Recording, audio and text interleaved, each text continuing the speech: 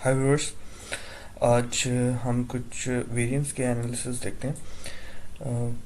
कुछ इस तरह का सिनेरियो है कि हमारे पास डाटा जो है वो इस फॉर्म में आता है मुख्तलिफ एसएपी से, मुख्तलिफ डिपार्टमेंट्स का, कि ये उसके एक्सपेंसेस हैं, ये करंट मंथ में एक्सपेंसेस, ये प्रीवियस मंथ में एक्चुअल में बजट, और ये वेरिएंस। ठीक है, इसके अगेंस्ट पे वेरिएंस जनरेट हो रहा होता है, मगर ये 29-30 डिपार्ट्स में इस तरह की शीट्स आ रही होती हैं। तो इसको थोड़ा सा कंपाइल करा है इस फॉर्म में कि जस्ट ऑन क्लिक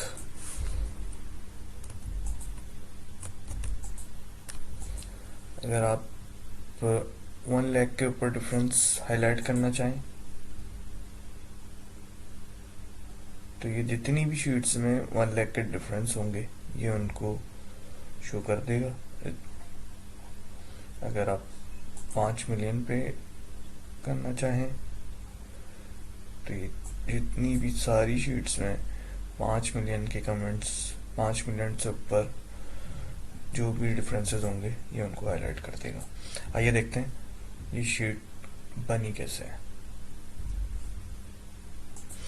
सबसे पहले तो इस डाटा को हमने थोड़ा सा समराइज किया है नीचे, ठीक है, वो रेलिवेंट नहीं है।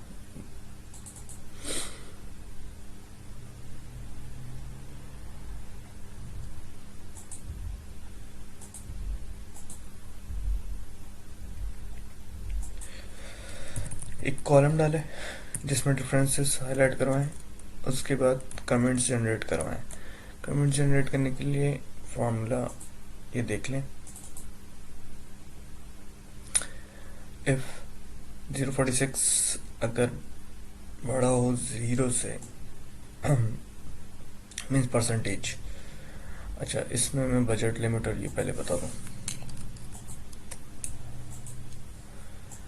लेकिन ये सारी शीट्स कंट्रोल यहाँ से होती हैं, ठीक है। यहाँ पर जितनी भी अमाउंट आप एंटर करेंगे देन फिर वो कंपेयर करवा रहा होगा, वो उसको बेस लाइन सेट करेगा, ठीक है। Let suppose if O65 is greater than 0, O65 is greater than 0 means ये परसेंटेज को भी इसमें 2-3 तरह की कंडीशंस लगी हुई हैं, ठीक है। मैं सिंपल कंडीशन को पहले एक्सप्लेन करता हूँ।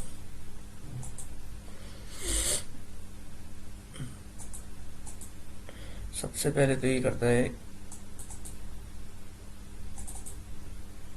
अगर ये डिफरेंस जो है वो MDT लिमिट, अब MDT लिमिट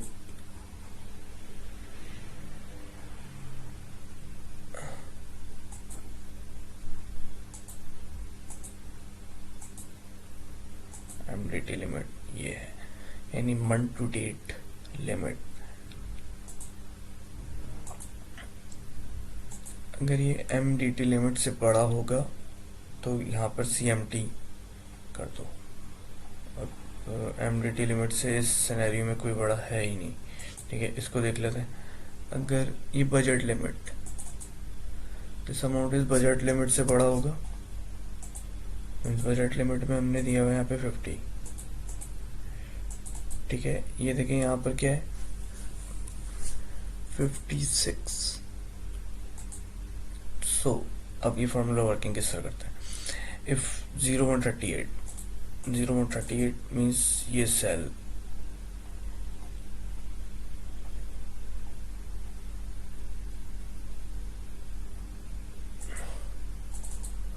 ये सेल 0 से बड़ा हो तो दिस, इफ ये 0138 बजट लिमिट से बड़ा हो तो यहाँ CMT का टैग वर्ड लिख दो, ठीक है। तो इसने यहाँ पे CMT का टैग वर्ड लिख दिया। देन फिर ये कमेंट्स इस तरह बना रहा है कि इफ अगर यहाँ पे इसको CMT मिले तो ये क्या एक वर्ड लिखना शुरू करे। सबसे पहले तो ये इसको उठा के लाए, C138 मीन्स इसका जो GL का नंबर नाम है, ये देखें ये व्हीकल एक्सपेंसेस आगे, इसको उठा के लाए। उसके बाद इसमें एक वर्ड ऐड करे बजटेड। बजटेड का वर्ड ऐड करने के बाद ये उसकी अमाउंट उठाए F138 से,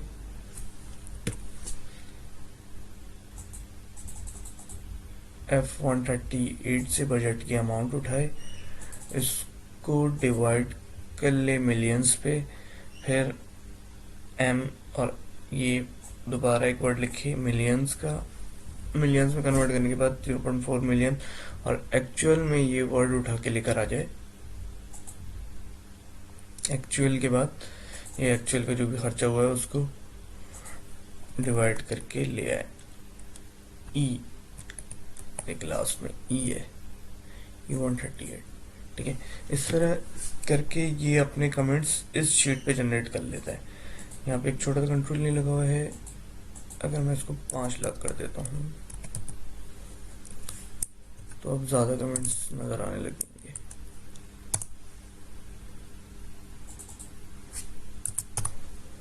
हम 50,000 कर दिए।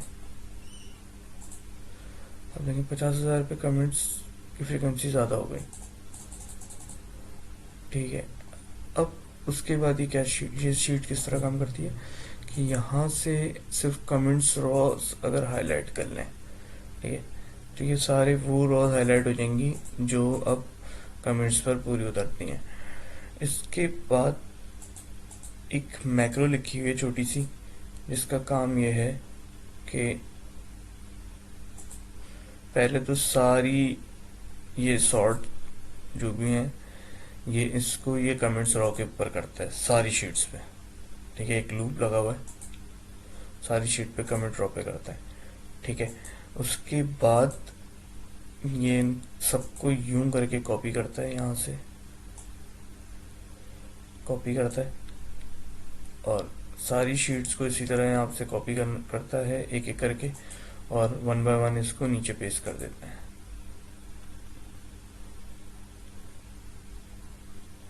तो ये सारी शीट्स के कमेंट एक शीट पर आ जाते हैं। अब आ जाते हैं थोड़ा सा इसकी कोड की तरफ।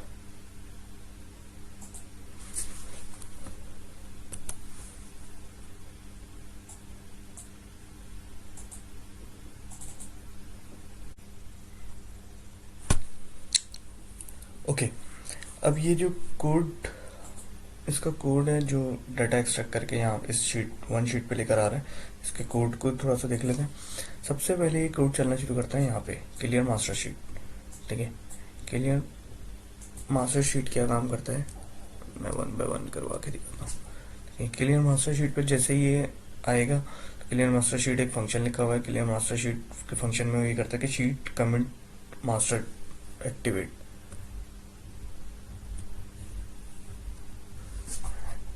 इस शीट का नाम है कमेंट मास्टर शीट।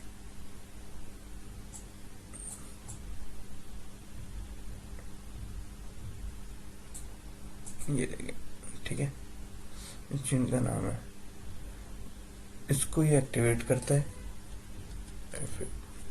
उसके बाद ये B2 से लेके नीचे तक की पूरी रेंज कॉपी पेस्ट करता है, ठीक है। B2 और फिर सिलेक्ट डाउन, ये सिलेक्ट डाउन का जो फंक्शन है ये वाला, ये इस तरह काम करता है कि जैसे हम कंट्रोल दबा के एरो की नीचे वाली दबाएं तो ये आखिर तक सिलेक्ट कर लेगा, ठीक है। और फिर जब हम यूं करके दबाएं राइट की तो ये यहाँ तक सिलेक्ट कर लेगा। मीन्स ये D104 तक की पूरी सिलेक्शन लेगा और उसके बाद इसको मिटा देगा, डॉट क्लियर, ठीक है। ये देखिए इसने पूरा सब कुछ मिटा दिया, ठीक है। देन फिर उसके बाद ये अगली रो, ये सिर्फ इसलिए लिखा हुआ है कि जो भी बीच का प्रोसेस हो रहा है उसको नजर ना आए, मतलब स्क्रीन पे नजर ना आए शीट्स मूव होते हुए और ये वो, ठीक है। यहाँ पर एक काउंटर डाला, शीट काउंटर सारी शीट्स को कंट्रोल करने के लिए, ठीक है, क्योंकि इसमें 29-30 शीट्स हैं, ठीक। उसके बाद एक लूप लगाया है कि हर इस वर्कबुक की शीट को एक शीट के ऑब्जेक्ट में डालने के बाद जो है वो इसको फिर एक्टिवेट करे, ठीक है। सबसे पहले देखें कौन सी शीट एक्टिवेट हुई है, जो उसकी पहली नंबर की शीट होगी वो एक्टिवेट होगी।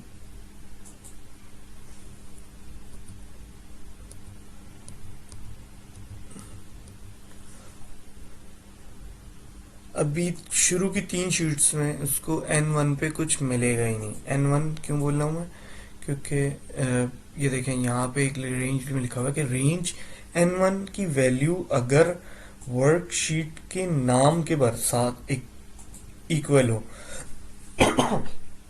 नीचे देखें, यहाँ पर N1 में कुछ भी नहीं लिखा हुआ और इस शीट का नाम है समरी मैन्युफैक्चरिंग, ठीक है। इसी तरह इस शीट में यहाँ पर N1 पे प्रोडक्शन एडमिन और सेम इसी शीट का नाम भी यही है। इसी तरह प्रोडक्शन ओवरहेड और सेम इसी शीट का नाम भी यही है। ये इस वजह से करा है क्योंकि मुझे बहुत सी शीट्स पर कोई कमेंट्स जनरेट थे ही नहीं, तो उन शीट्स को पिक ही नहीं करना था। इस शीट पर मेरे कोई कमेंट्स नहीं थे, इस शीट पर कोई कमेंट्स नहीं थे, ठीक है। इस शीट पर कमेंट्स थे, ठीक है, तो सिर्फ इसी शीट के कमेंट्स उठाए, बाकी शीट्स के ऊपर वो जाए नहीं, ठीक है, अगला ऑपरेशन परफॉर्म करे ही नहीं। तो इसलिए ये कंट्रोल रखा कि जब N1 की वैल्यू इस शीट के नाम के बराबर होगी तो अगली चीज परफॉर्म हो, ठीक है। तो अब सबसे पहले इसको जो N1 की वैल्यू मिलेगी वो किस शीट पे मिलेगी, जिस शीट्स में कमेंट होंगे। ये देखें यहाँ पे मिल गई इसको प्रोडक्शन एडमिन। प्रोडक्शन एडमिन कौन सी शीट से मिली इसको, प्रोडक्शन एडमिन की ही शीट से प्रोडक्शन एडमिन N1 पे मिला और इस शीट का नाम क्या है, प्रोडक्शन एडमिन। तो ये इक्वल जब जैसे ही हुआ तो फिर ये नीचे आ गया, वरना ये लूप से बाहर चले आ रहा था। Select lower data start cell, select over data start cell मजीद एक फंक्शन है, ठीक है, जो नीचे कहीं नीचे डिस्क्राइब हुआ है, ठीक। अब ये यहाँ पर आता है फंक्शन, या आप मैक्रो कह लें इसको। फंक्शन के लिए तो वर्ड फंक्शन यूज होता है, ये सब के अंदर जो है ना वो मैक्रो ही लिखी जाती है, ठीक है। तो लोअर डाटा, अब लोअर डाटा क्या काम करता है, लोअर डाटा ये काम करता है कि सबसे पहले ये जाता है रेंज N1 को सिलेक्ट कर लेता है, ठीक है। N1 को सिलेक्ट करने के बाद ये कंट्रोल दबा के एक दफा नीचे आएगा, फिर दूसरी दफा आएगा, फिर तीसरी दफा आएगा, और फिर ये ऑफसेट करेगा 1,4। अब ये मैं समझाता हूँ इस सेल, इस लाइन का मतलब क्या है। इस लाइन का मतलब देखें ये है कि सबसे पहले ये N1 के ऊपर जाएगा, N1 के ऊपर जाने के बाद ये कंट्रोल दबा के एक दफा नीचे आएगा, सॉरी ये देखें, कंट्रोल N1 को सिलेक्ट करेगा, N1 को सिलेक्ट करने के बाद कंट्रोल दबा के एक दफा नीचे आएगा। तो अब कर्सर हमारा यहाँ पर आ गया, ठीक है। उसके बाद ये दूसरी दफा जाएगा और फिर ये तीसरी दफा जाएगा। 3 दफा जाने के बाद 1,4 लिखा होता ना, तो ये 1,4 ये है कि ये एक लाइन नीचे आएगा रॉ में और 4 लाइन आगे जाएगा कॉलम में, 1 2 3 4, ये है इसका मतलब। यानी एंड 1 2 3 और फिर एक दफा नीचे, 1 2 3 4।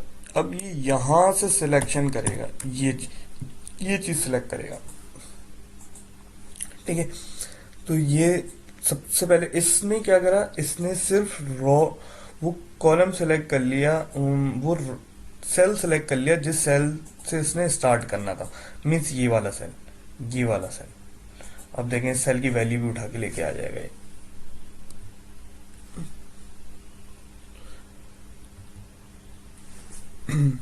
इस सेल में इसी तरह ये एंडिंग सेल सिलेक्ट करेगा, इस वाले सेल, ये वाले सेल, ताकि ये एक डायगोनल बनाए कि मुझे यहां से न्यू करके कॉपी करना है।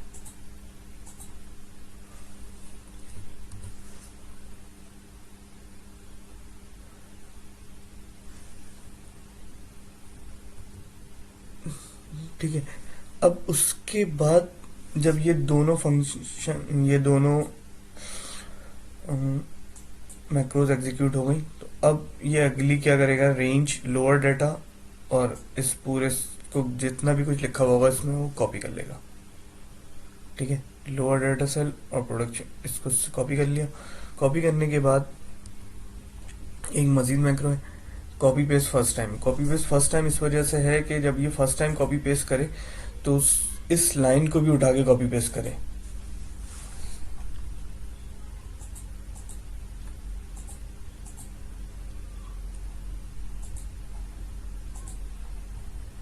मीन्स इस लाइन को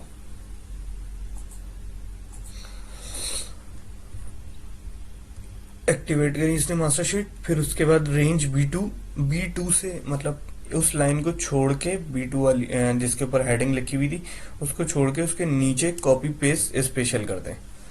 अब ये देखें वो जो कमेंट्स थे वहाँ के वो 3 कमेंट्स यहाँ पर कॉपी पेस्ट हो गए। ठीक है, सेम इसी तरह अब ये अगली शीट पे जाएगा। बस मैं एक शीट का और लूप चला के ये अगली शीट को इसने उठाया। अगली शीट प्रोडक्शन ओवरहेड, पहली देंगे प्रोडक्शन एडमिन थी, देन प्रोडक्शन ओवरहेड के बाद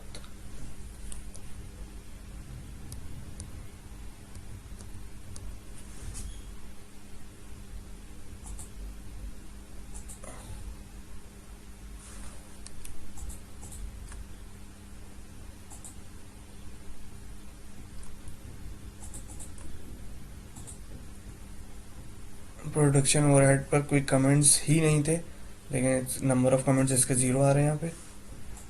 ठीक है, इस पे कमेंट्स हैं। ठीक है, ये चला देता हूँ। फिर इसने लोअर डाटा में लोअर डाटा से मेरा ये हर शीट का अपर डाटा है और ये हर शीट का लोअर डाटा है। ठीक है, लोअर डाटा का सेल सेलेक्ट करेगा जो स्टार्टिंग सेल है, और फिर उसके बाद लोअर डाटा का एंडिंग सेल सेलेक्ट करेगा, वो डायगोनल बनाएगा, डायगोनल बना के पूरे को कॉपी करेगा। कॉपी करके फर्स्ट टाइम अगर पेस्ट हो रहा होगा शीट में तो ये चलाएगा, नहीं तो एल्स ये चलाएगा। इसमें ये एक लाइन छोड़ देता है हमेशा, पहली लाइन छोड़ता है, उसके बाद वही एंड डाउन वन करता है, मतलब क्योंकि इसको अब अगली दफा जो है वो यहाँ से कॉपी पेस्ट नहीं करना, इसको अगली दफा यहाँ पे कॉपी पेस्ट करना है। तो इसके लिए वो सबसे पहले B1 ये सिलेक्ट करता है। सिलेक्ट करने के बाद वो एक दफा कंट्रोल और एरो की नीचे, देन फिर एक नीचे आ जाता है खुद। ठीक है, ये इसको यहाँ पे ये लिखा हुआ है कि भाई एक दफा नीचे आओ, एक दफा नीचे आने के बाद ऑफसेट करो एक रॉ को और 0 कॉलम, मीन्स बस रॉज में नीचे आगे पेस्ट स्पेशल कर दो। तो ये देखें अगली लाइंस जो है वो यहाँ पर आके कॉपी पेस्ट हो जाती हैं। ठीक है, थैंक्स फॉर वॉचिंग। उम्मीद है आप सबको पसंद आई होगी वीडियो।